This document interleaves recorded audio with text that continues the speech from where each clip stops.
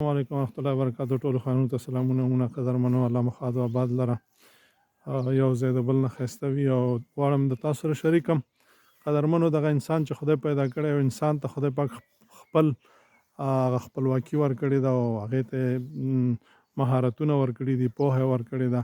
کله چې د انسان نه خپلواکي واخیستلی شي هغې ته بیا غلام وي یا بوت وي، نو هغه بیا د بوتانو په څیر وي، بلکې د هغې نه هم بد وي. هغه بوت خو خلک راځي ګوري، لیکن هغه انسان بیا داسې بد شي چې هغه نو که څوک ورنه د ژوي په څیر څه کار اخلي کوي یې، کنې نور څه نشي کولی.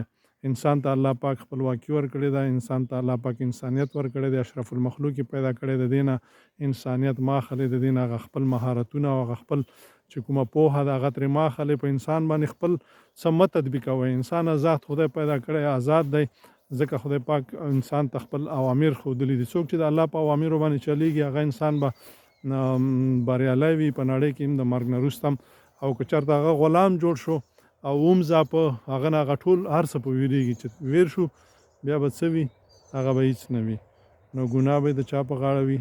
هغه به زموږ په غاړه وي. د انسانیت نه انسانیت ما اخلئ. انسان آزاد دی، خپلواک دی او یوازې د الله رب العزت بندګي کولی شي، د بل چا نه. که چېرته وځپل شي هغه نو بیا غلام شي، او چې غلام شو بیا هیڅ نه شو. خدای په امان.